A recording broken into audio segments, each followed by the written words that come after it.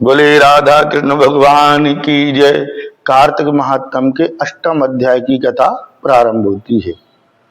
आप सभी को जय राधा कृष्ण।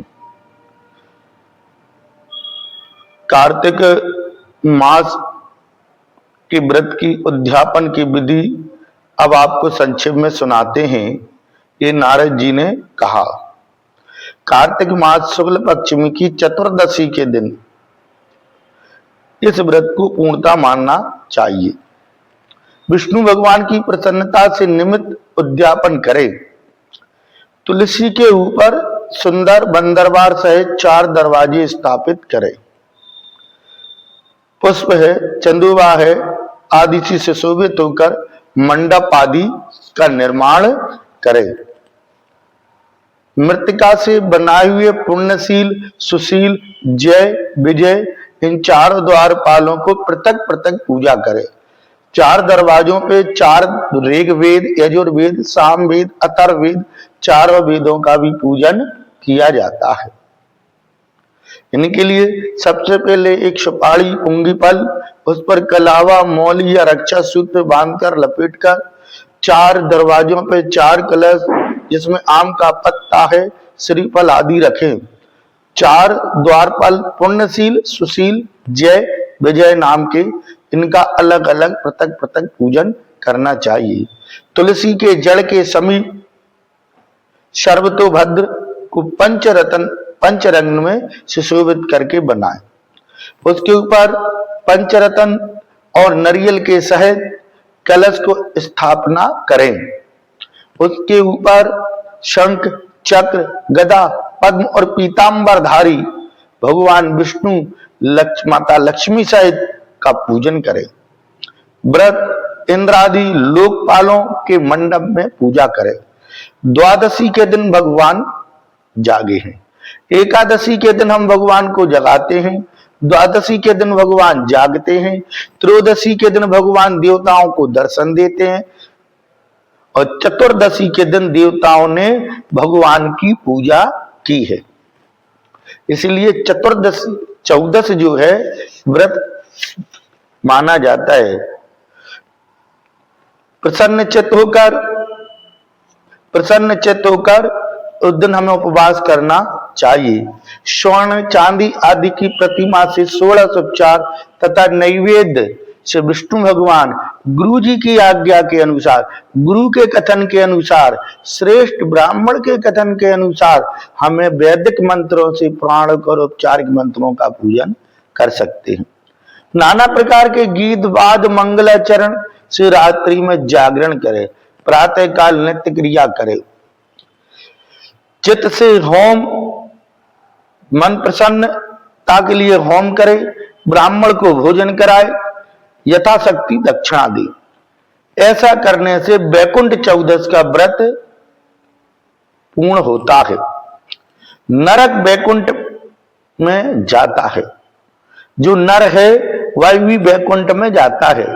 वैकुंठ 14 का महात्म शेष, नाग आदि भी अपने करोड़ों मुख से वर्णन नहीं कर सकते हैं। जो मनुष्य जागरण में विष्णु भगवान के भजन गाते हैं, गीत गायन करते हैं, वह सब पापों से छूट जाते हैं। मन, वचन, कर्म, क्रिया, वाणी आदि से दोष से मुक्त हो जाते हैं।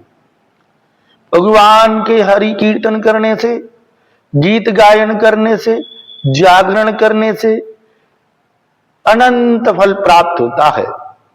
सहस्त्र गोदान का फल प्राप्त होता है। जो विष्णु के सम्मुख अपनी मधुर वाणी से गीत गायन करे। रामचरितमानस में कहा गया, उल्टा नाम जपत जग जाना और वाल्मीकि भय ब्रह्म समाना। अर्थात जैसा भी है हमें भगवान का नाम लेना है, जागरण करना है, गीत गायन करना है। भगवान विष्णु के चरित्रों को पढ़ते हुए उनके फल में अनेक विष्णु को समालोक मुक्ति देता है। जो मुख से बंसी आदि बजाते हैं उनकी तो बात ही अलग है। भगवान को बंसी बहुत प्रिय है, इसलिए हमें बंसी आदि भी बजाना चाहिए। भाव से भगवान का जागरण करना चाहिए। हमें दिनों दिन पुण्य फल प्राप्त होता है। आप कार्तिक मास की वैकुंठ चौदस के इस व्रत को करिए, इसका फल 1 वर्ष तक आपको सुख की अनुभूति रहेगी। पूर्णमासी की रात्रि में हमें ब्राह्मण आदि के भोजन कराना चाहिए। यथाशक्ति अनुसार 5, 6, 11, 21, 30 आप पे जो भी सामर्थ्य है उसके अनुसार ब्राह्मणों का भोजन कराएं।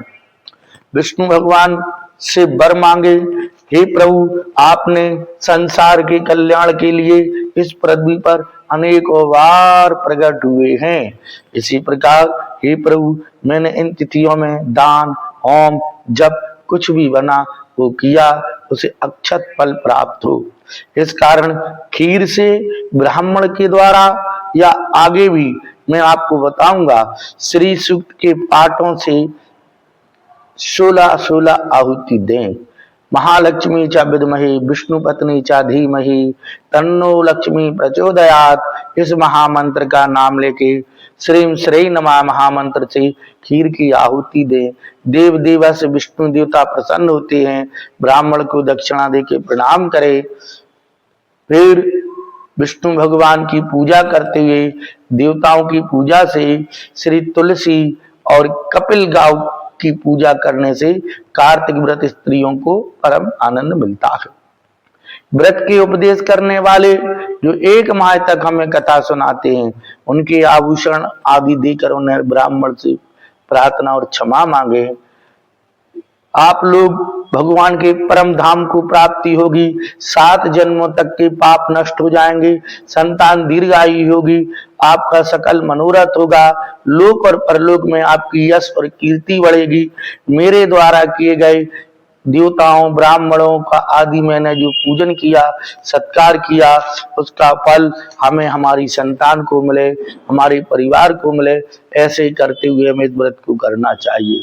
बंधु बांधव के साथ भक्ति युक्त होकर आप भोजन करें। कार्तिक मास में इस विधि को बताया गया है। ऐसे जो मनुष्य कार्तिक व्रत को करता है, पाप रहे सब कामनाओं से सहित होकर विष्णु लोक को जाता है। जो फल तीर्थ में सर्वदा दान सर्वव्रत करने से होता है, वह 1 मास करो, 1 मास तक कार्तिक व्रत को करने से जो फल मिलता है। कार्तिक महात्म्य में तुला की संक्रांति में करने से अनंत कोटि भगवान श्री ब्रह्मनारायण, भगवान श्री विष्णु, भगवान लक्ष्मी जी सदा उनके यहाँ निवास करती है। भय भीत आदि दूर हो जाते हैं, सुख समृद्धि प्राप्त होती है। तो बोलिए राधा कृष्ण भगवान की जय। 8वां अध्याय यहीं समाप्त होता है। जुड़े रहें और लाइक करें। आपका मंगलमय हो, आनंदमय हो। जय श्री राधे।